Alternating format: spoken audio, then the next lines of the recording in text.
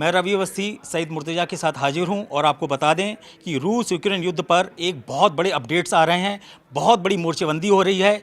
युद्ध विराम के जो परिणाम देखने की उम्मीद की जा रही थी उसके उलट पुतिन की सेना ने ज़बरदस्त हमले यूक्रेन के चारों तरफ करने लगे हैं।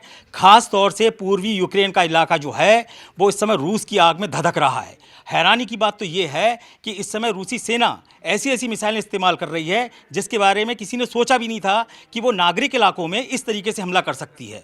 मैं आपको बताऊंगा और सैयद मुर्तज़ा जी आपको बताएंगे कि किस तरीके से अब जो नई बैलिस्टिक मिसाइलें इस्तेमाल कर रहा है रशिया, वो क्यों कर रहा है। आप ऐसे मान के चलिए कि वॉर एक्सपर्ट्स का साफ कहना है कि ये 2025 के सबसे तगड़े और भीषण हमले हैं।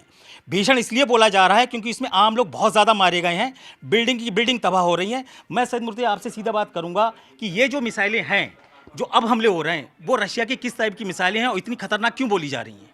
देखिए, रूस जो है अब उसने बीच में जो मिसाइल अटैक थे वो उसने सीमित किए हुए थे, जो बैलिस्टिक मिसाइल के अटैक थे, लेकिन अब उसने फौरन जो है रूस की सरहद के पास वाले जो शहर हैं उन पर बैलिस्टिक मिसाइल से उसने हमला शुरू कर दिया है। और उसमें वो दो तरह की मिसाइल इस्तेमाल कर रहा है। यहाँ हम पीछे देख सकते हैं अपने कि दो मिसाइल हैं, एक है इस्कंदर एम और दूसरी है तोचका। ये दोनों बैलिस्टिक मिसाइल हैं और शॉर्ट रेंज बैलिस्टिक मिसाइल हैं जो टैक्टिकल मिसाइल के तौर पे इस्तेमाल की जाती हैं। इसमें जो इस्कंदर एम मिसाइल है उसकी रेंज 500 किलोमीटर है, जबकि तोचका जो है उसकी रेंज जो है वो 70 से 120 किलोमीटर है। तो एक प्योर टैक्टिकल मिसाइल है और इनका इस्तेमाल एक छोटे दायरे में किया जाता है। और सुमे जो अटैक हुआ है उसमें इन्हीं दो मिसाइलों का नाम आ रहा है कि रूस ने इन्हीं दोनों मिसाइलों में से किसी का इस्तेमाल किया है। बहुत ही सटीक हमला ऐसा किया है जिसमें 20 लोगों से भी ज़्यादा लोगों की मौत हुई है, 83 से ज़्यादा लोग घायल हुए हैं और बताया जा रहा है कि इसमें बच्चे जो हैं उनकी मौत हुई है। जो तस्वीरें हैं वो बहुत ही ज़्यादा ख़तरनाक हैं। लग रहा है जैसे यूक्रेन नहीं, ये या तो गाज़ा है या फिर बेरूत में जिस तरह की बमबारी हमने देखी है उस तरह की तस्वीरें हमने यूक्रेन के सूमे में देखी हैं। अब से एक हफ्ते पहले जो ज़ेलेंस्की का होम टाउन है क्रीव डे, उसमें भी ऐसा ही हमला हुआ था। उसमें बैलिस्टिक मिसाइल इस्तेमाल की गई थी। उसमें इस्कंदर एम बैलिस्टिक मिसाइल का नाम आया था। और ये मिसाइल जो है ये इसको ट्रैक करना जो है काफ़ी मुश्किल साबित हो रहा है। जो ज़ेलेंस्की के जो एयर डिफेंस है वो इसमें नाकाम साबित हुए हैं। इसीलिए ज़ेलेंस्की बार बार बोल रहे हैं कि उन्हें ज़्यादा से ज़्यादा पैट्रियट मिसाइल सिस्टम दिया जाए जो अमेरिका का है और ऐसी मिसाइल को रोकने के लिए कामयाब पहले साबित हुआ है। लेकिन अब रूस ने जिस तरह से मिसाइल अटैक बढ़ाया है, ज़ेलेंस्की को इस तरह की और एयर डिफेंस सिस्टम चाहिए। रवि, ये बताइए कि जो सुमे में हमला हुआ है और जो इससे पहले खार्किव में हमला हुआ है, रूस क्या चाहता है, किस तरह के वो जो बॉर्डर के आसपास के शहर हैं वो उसमें इतने बड़े हमले क्यों कर रहा है। देखिए, मैं आपको बता दूं, सितंबर 2022 में रशिया ने, पुतिन ने 4 इलाकों पर, पूर्वी यूक्रेन के 4 इलाकों पर अपना कब्जा ठोक दिया था। उसमें था खार्किव, ज़पोरिज़िया, खेरसन और लुहांस्क। आप ये मान के चलिए कि 10 लाख आबादी यहाँ यूक्रेन के लोगों की रहती है। अब सवाल उठता है कि सुमे से लेके ओदेसा से लेके कीव तक इतने बड़े भयंकर हमले क्यों हो रहे हैं। सीधी सी बात है, ट्रंप ने बड़ी कोशिश की, 20 दिन में 24 घंटे में युद्ध को रोकने की बात कर रहे थे। आज 2 महीने से ज़्यादा हो चुका है, वो कुछ नहीं कर पाए। अब सवाल उठता है कि पुतिन ऐसा क्यों कर रहे हैं। पुतिन को सीधा बिल्कुल क्लियर कट है कि खार्किव, लुहांस्क, ज़पोरिज़िया और खेरसन, यहाँ जो 10 लाख लोग रहते हैं जिन पर यूक्रेन के नागरिकों का ठप्पा लगा है, लेकिन उसमें 80% जो आबादी है वो सब रूसी भाषा बोलती है। रूस का सीधा सा क्लेम है, ये 4 इलाके हमको दे दो और युद्ध को रोक दो। अब वो रोक क्यों नहीं रहा है? रोक इसलिए नहीं रहा है यूक्रेन कि उसको पता है कि जैसे क्राइमिया पे अटैक किया और उस पर कब्जा किया, उसी तरीके से ये यूक्रेन के 4 जो इलाके होंगे वो पूरी तरीके से रूस के कब्जे में चले जाएंगे। अब सवाल उठता है कि पुतिन ने अभी 11 मार्च को जब कुर्स्क के दौरे पे थे तो उन्होंने बोला था कि हमने ज़पोरिज़िया, आप देखिए ज़पोरिज़िया का 70% इलाका जो है वो रूस ने कंट्रोल कर लिया है। यही स्थिति खेरसन, लुहांस्क और डोनेस्क की है। डोनेस्क के जो इलाके हैं वो सुमे से और उसके आसपास के इलाकों से जुड़े हुए हैं। अब सुमे पे क्यों अटैक हो रहा है? सुमे पे जो अटैक हुआ है, जिसमें अभी मुर्तज़ा ने बताया था आपको कि बच्चे मारे गए हैं, महिलाएं मारे गए हैं, असल में पुतिन का क्लेम है या रशिया की खुफिया एजेंसियों का क्लेम है कि जो यूक्रेन के लोग हैं वो खुफिया इनपुट के आधार पर ऐसी मीटिंग करते हैं जिसमें बच्चों को इस्तेमाल किया जाता है, फिर रशिया पे अटैक होता है। सबसे ज़्यादा दुख की बात यह है कि पुतिन को लगता है कि जो F-16 मिले हुए हैं यूक्रेन को, वो उसके लिए बहुत बड़ा सिरदर्द है। अभी जैसे मुर्तजा ने बताया कि स्कंदर इतनी बेहतरीन मिसाइल है, लेकिन इसी F-16 ने अभी 4-5 दिन पहले लगातार स्कंदर मिसाइलों को हवा में ही चटका दिया या कहें उड़ा दिया है। जरा आप मुझे ये बताइए कि ये जो 4 इलाके हैं, इस पर स्कंदर मिसाइल से अटैक करना और F-16 से इसको काउंटर करना, इसका मतलब क्या है? देखिए, इस्कंदर मिसाइल जो है उसके 2 वर्जन है, बैलिस्टिक मिसाइल भी है, क्रूज मिसाइल भी है। अब यहाँ पर जो 4 इलाके देख रहे हैं, डोनेट्स्क, लुहांस्क के, डोनबास के बड़े इलाके हैं, यहाँ पर पुतिन का कंट्रोल है। लेकिन इन मोर्चों पर जो इनके आउटर एरिया है उन पे भी लड़ाई अभी जारी है। कई शहरों के आसपास जो है वो अब भी युद्ध चल रहा है। 1000 किलोमीटर का दायरा है जो इस वक्त बहुत ही हॉट फ्रंट बना हुआ है। इसके अलावा जो ज़पोरिज़िया है और खेरसोन है, वहाँ पर भी रूस और जो यूक्रेन की फौज है आमने सामने हैं। अब इन इलाकों को बचाने के लिए जो F-16 और मिराज जैसे फाइटर जेट हैं वो यूक्रेन को मिले हैं नेटो से, डेनमार्क से, नीदरलैंड से, फ्रांस से, इन देशों से उसको जहाज़ मिले हैं। अब इन जहाज़ों के बारे में हम आपको बताएंगे कि क्यों ये फेल हो रहे हैं, क्या वजह है कि यूक्रेन जो है इनको बेहतर तरीके से इस्तेमाल नहीं कर पा रहा है। अब अगर आप देखें हमारे पास जो स्क्रीन में आगे चल के जो ग्राफिक्स आने वाले हैं उसमें हम बताएंगे कि F-16 और मिराज ये दोनों जहाज जो हैं यूक्रेन के पास हैं, अच्छी तादाद में हैं, लेकिन ये रूस के हमले रोकने में नाकाम साबित हो रहे हैं। इसकी बड़ी वजह है कि जो डोनेट्स्क और लुहांस्क के आसपास जो है रूस ने अपना एयर डिफेंस सिस्टम काफ़ी मजबूत किया हुआ है और बुक मिसाइल सिस्टम है या फिर S-300 है, वो इन इलाकों के आसपास तैनात हैं। इसी की वजह से जो F-16 है या मिराज हैं वो बहुत ज़्यादा अंदर तक नहीं जा पा रहे हैं और रूस जो है उनको एक अच्छी दूरी से उनको रोक पा रहा है। और यही वजह है कि जो शुरुआत में जो F-16 या मिराज से जो कामयाबी मिली थी वो यूक्रेन को अब नहीं मिल रही है और इसीलिए कहा जा रहा है कि 2025 का जो सबसे बड़ा हमला जो है वो पुतिन ने अप्रैल के महीने में शुरू कर दिया है। मैं एक चीज़ आप लोगों को बता दूं, याद रखिए ये दुनिया की नज़र में रूस यूक्रेन युद्ध हो रहा है, लेकिन पुतिन की नज़र में ये स्पेशल ऑपरेशन है रशियन मिलिट्री फोर्सेस का। वो इसको युद्ध मान ही नहीं रहे हैं। वो कह रहे हैं ये छोटी मोटी चीज़ें मेरे लिए खिलौने जैसी हैं यार, मैं इतना छोटा युद्ध थोड़ी ना लड़ूंगा। इसीलिए उनने जो अपने मिशन सेट किए हैं वो बड़े कहते हैं एक्सपेंस, कहते हैं बहुत बड़े इलाके को किया। जैसे पश्चिमी कुर्स्क में, पश्चिमी रूस का इलाका है कुर्स्क, वहाँ पर यूक्रेन ने कब्जा कर लिया था 1300 वर्ग किलोमीटर पे, वो रशिया ने छुड़ा लिया, सब उसके कब्जे में दोबारा से आ गया। बेलगरद, जिसको बेलगोरद भी बोलते हैं, उस पर यूक्रेन की फौज ने अटैक किया, वहाँ भी क्या हुआ, यूक्रेन हार गया। स्थिति ये है कि सिर्फ पश्चिमी जो रूस का कुर्स्क इलाका है वहाँ दावा किया जा रहा है पुतिन की तरफ से कि हमने नेटो के 30 अफसर्स को पूरी तरीके से कैप्चर कर लिया है, उनको बंधक बना लिया है या वो घेरे में आ गए हैं। और एक चीज़ आपको और बता दें, अब तक 1,13,000 वर्ग किलोमीटर इलाका रशिया जो है वो क्लेम कर चुका है कि हमने यूक्रेन से छीन लिया है। अब आप अंदाज़ा लगाइए कि उसके पास बचेगा क्या। जेलेंस्की क्यों ना रोए, जेलेंस्की क्यों ना तड़पे?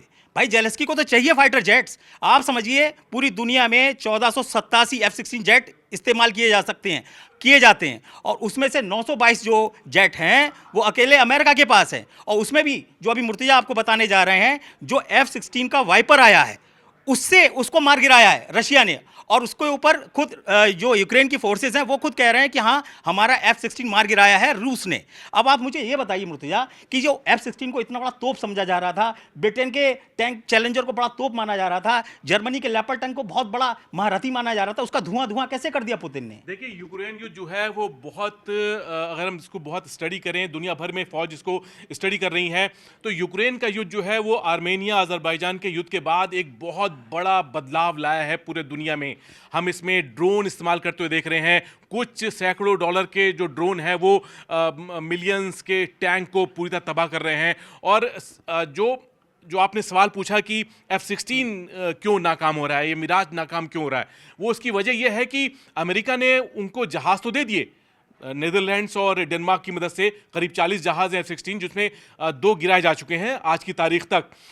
उन्होंने वो जहाज़ तो दे दिए, लेकिन उन्होंने कमी क्या रखी उसमें कि उन्होंने ग्राउंड अटैक कैपेबिलिटी नहीं दी उनको। उन्होंने क्या दिया, एयर टू एयर वॉरफेयर, मतलब कि वो हवा से हवा में मिसाइल ही दाग सकते हैं, या तो फिर क्रूज मिसाइल को रोक सकते हैं, या फिर वो रूस की एयरफोर्स है उसके विमानों को रोक सकते हैं। अब जिस जहाज के पास ग्राउंड अटैक कैपेबिलिटी नहीं होगी तो वो क्या करेगा? वो सिर्फ आसमान में उड़ेगा और जो दुश्मन के जो टारगेट्स हैं, हवाई टारगेट्स, उनको ही निशाना बनाता है। और ऐसे चक्कर में कई बार ये होता है कि ये जहाज जो है वो अपना दायरा पार करते हुए कई बार ऐसे इलाके में चले जाते हैं जहां पर रूस का एयर डिफेंस जो है बहुत ज़्यादा मजबूत है और वो इनके सामने नाकाम साबित हो रहा है। जो यूक्रेन का F-16 जो है, जो गिरा है, वो भी सरफेस टू एयर मिसाइल का शिकार हुआ है। और जो अगस्त 2024 में जो जहाज गिरा था, F-16 ही गिरा था, वो भी ऐसे ही किसी मिसाइल का शिकार हुआ था। आज हम देख रहे हैं कि फ्रांस से मिराज मिल गया है। मिराज जो दिया है 2005 वाला वर्जन मैक्रो ने, उस जहाज में उन्होंने ग्राउंड अटैक कैपेबिलिटी के लिए क्रूज मिसाइल स्काल्प जो है वो उससे लैस किया है। लेकिन ये विमान भी एक दायरे के आगे रूस पर हमला नहीं कर सकता है। ये बात ज़ेलेंस्की जानते हैं, उनकी फौज जो है बहुत अच्छी तरह जानती है, और यही वजह है कि इनका एक दायरा सीमित रह गया है और रशिया जो है वो पूरी तरह यूक्रेन के एयर स्पेस को कंट्रोल कर रहा है। मैं आप लोगों को एक चीज़ और बता दूं, अभी लेटेस्ट के बता रहे हैं, ज़्यादा पीछे का जाना ही नहीं है। 2500 घंटे के अंदर रूस की सेना ने यूक्रेन के कम से कम 5 बड़े इलाकों को रौंद डाला है।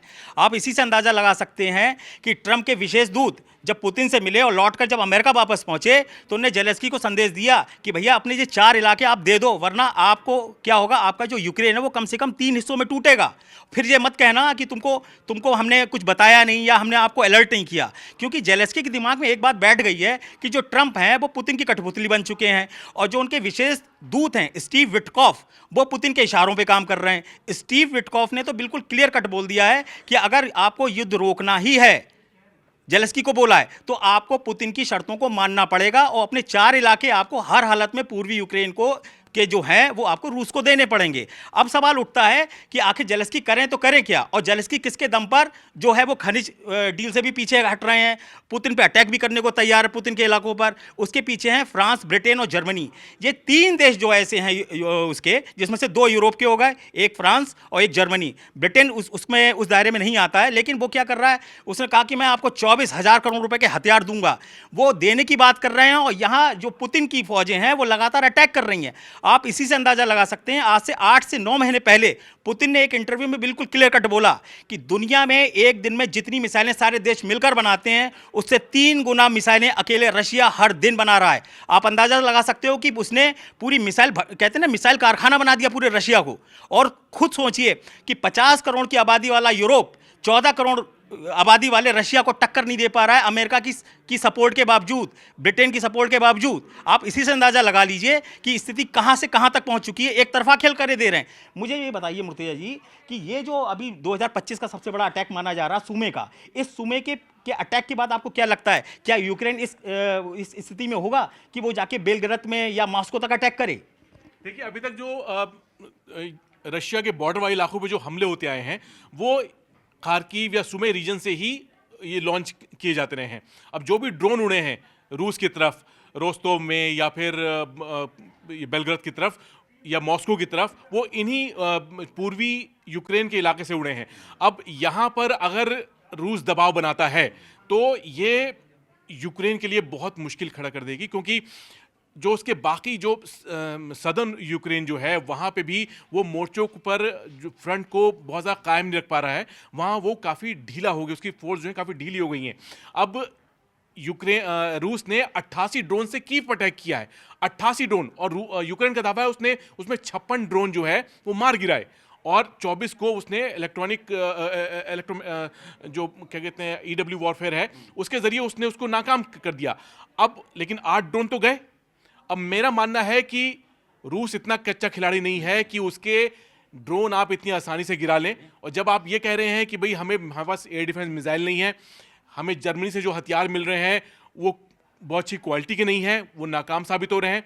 अब आप ये भी साबित कर रहे हैं कि भाई हमें रूस को रोकना है तो हमें और एयर डिफेंस मिसाइल चाहिए। तो एक तरह से ये हो रहा है कि जो यूक्रेन जो है वो अमेरिका या फिर नेटो के हथियारों के लिए कुआं ऐसा बन गया है जिसमें हथियार डाले जाओ और उससे कुछ निकल कर नहीं आ रहा है। ठीक, मैं इसको यहीं पे अभी समाप्त कर रहा हूँ। आपको बता दूं कि हम आपको अगले एपिसोड में दिखाने जा रहे हैं कि भाई पुतिन का ऐसा खामोश खोपड़ी जानवर, वो जो जनरल है वो कौन है जिसको खामोश खोपड़ी जनरल बोला जाता है, जो हंसता ही नहीं। जब जब से पैदा हुआ आज तक लोग बताते हैं वो हंसा ही नहीं है, और वो इतना खतरनाक है, वही इस पूरे ऑपरेशन का चीफ बना दिया गया है। ये हम आपको बहुत जल्दी दिखाएंगे। मुर्तज़ा और रवि अवस्थी आपसे विदा लेते हैं।